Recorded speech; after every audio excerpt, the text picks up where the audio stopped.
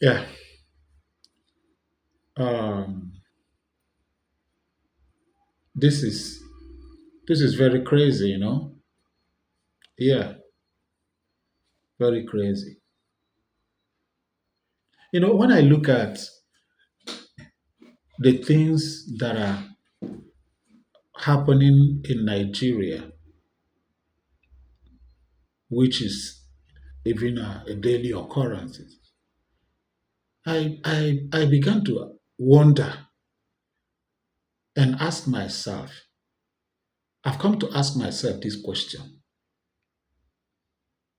what is even the essence of this Nigerian pledge and Nigerian national pledge and national anthem?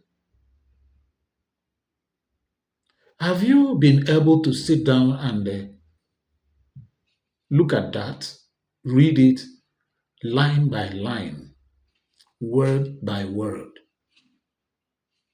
and ask yourself, for example, when you said, I pledge to Nigeria, my country, to be faithful, loyal, and honest, to serve Nigeria with all my strength, to defend her honor and unity. Forget about the down part of so help me God.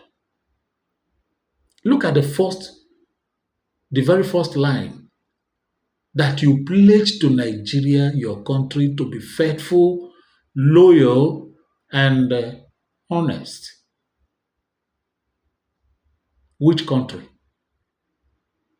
You are pledging your loyalty, your faithfulness, your honesty to a lawless country. A lawless country. I mean, a lawless country in every sense of it. A lawless country. Again, I want to ask, because I want to understand something. Again, I want to ask, this Nigerian pledge, do I know that nobody have ever taken that serious? My question here now is, are there some class of people that this anthem is meant for? And there are some class of people that this anthem is not meant for. Who are the people that are making this, that should abide by this pledge, that should make this pledge and abide by it to defend her honor and unity? Where is the honor? And where is the unity? You know, if you look at it critically, you will agree with me that Nigerian politicians, those are the aim of affairs in Nigeria, does not understand the meaning of this national pledge. And as a matter of fact, it doesn't concern them. If it does, if it does, the things that are happening in Nigeria today won't be happening. That anthem, that national anthem and the national pledge are just there for the sake of having, a national pledge and a national anthem. It doesn't make sense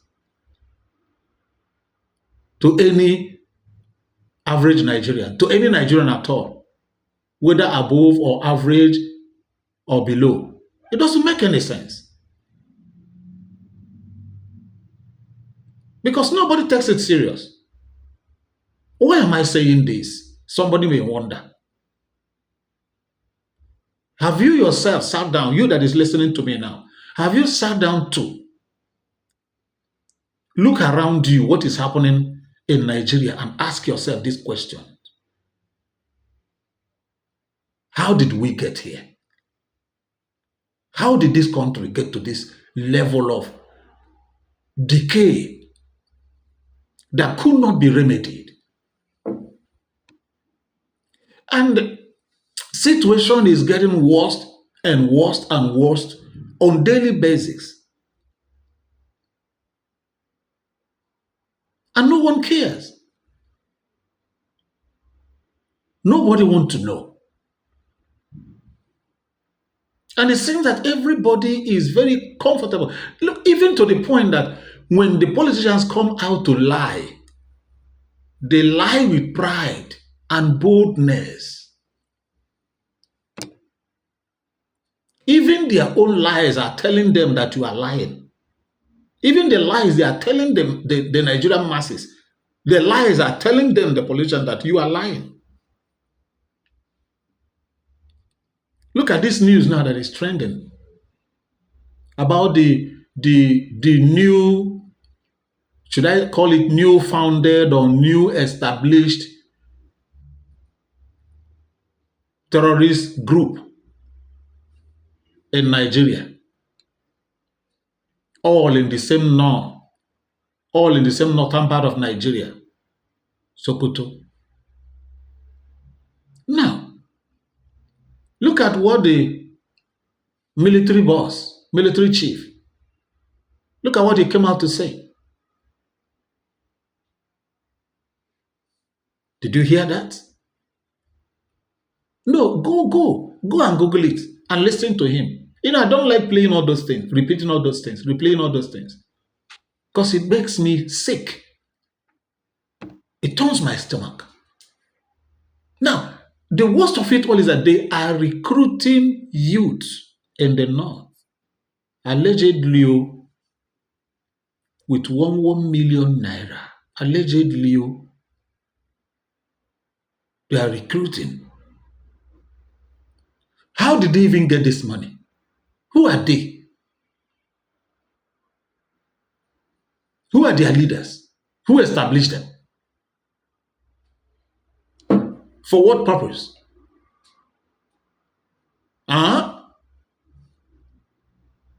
Why are they always coming out from the north? Why do we have all these terrorists springing up from the north? But look at the east, where nothing of such is happening, is where you pack all your armed military and stock them there, just to suffocate, just to suffocate the Igbos, just to suffocate the Easterners. But look at where the main thing is happening, the ground that is breathing this whole thing. They are walking free, no checkpoint, nothing. Come on. I remember that there was a time we were meant by force to register our, obtain our NIN number, name. I believe everybody in Nigeria suffered the heat that time to obtain that thing. And the NIN officers and whoever they are, we are using it to extort money from Nigerians, because that's a normal thing now.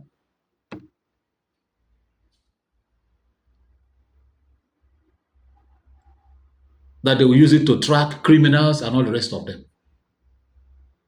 But kidnappers are kidnapping, calling, collecting ransom, and even unaliving their victims.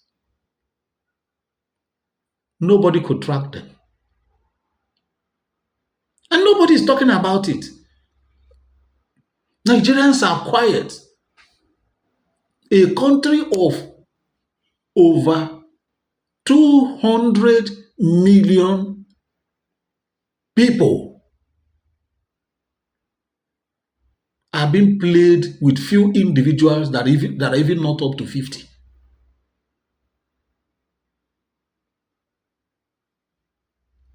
And that's why when I see those of you that come to social media to talk nonsense, you really piss me off. In fact, you are truly annoying.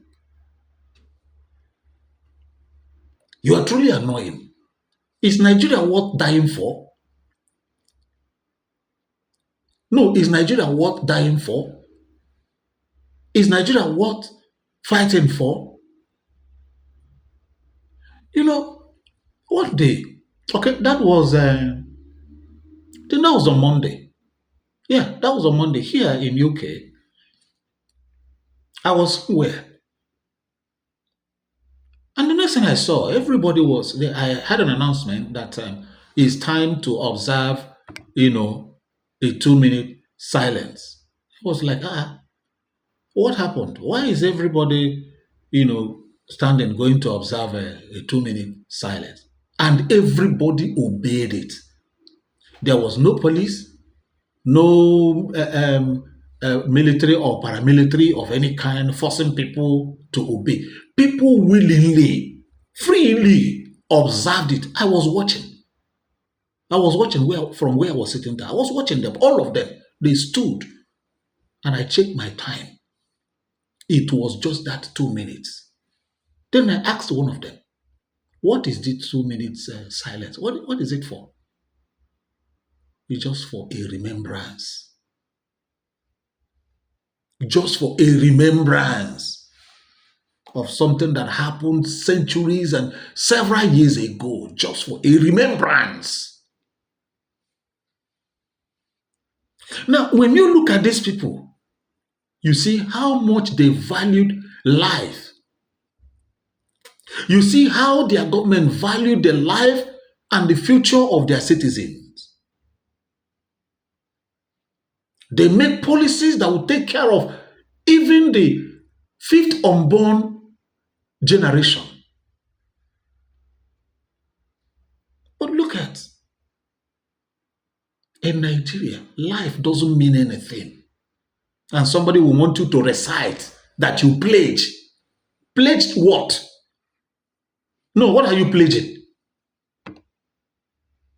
You that is pledging, or you that are asking to pledge. Let me ask you, what about those in the military, whether fake or real soldiers in the military that have been unalived on active service? Who have celebrated them? Who have remembered them? What happens to their families, the families they left behind in fighting and in defending Nigeria? What has happened to their families till today? Till today. I know a senior police officer who was unalived in an active service that the wife ended up hawking. The wife ended up hawking just to take care of her children. What a country. What a country. Do you call this a country? Do you see this place as a place where human beings are supposed to be living? As a place where human beings are supposed to exist? Look at, it's only in Nigeria that you hear what they call repented terrorists. And what happens to the so-called repented terrorists? They were infused into Nigerian military and all the paramilitaries in Nigeria. But what happened to the Niger Delta militants when they surrendered and repented? What happened? Where are they? Where were they and where are they today? Where?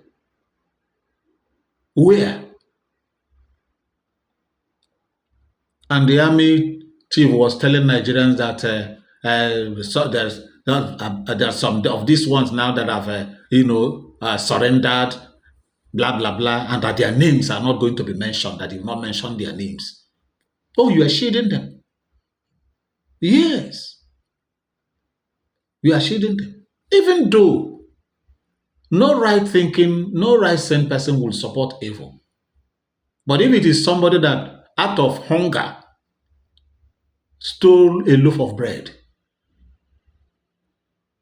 and police picked him up, what will happen?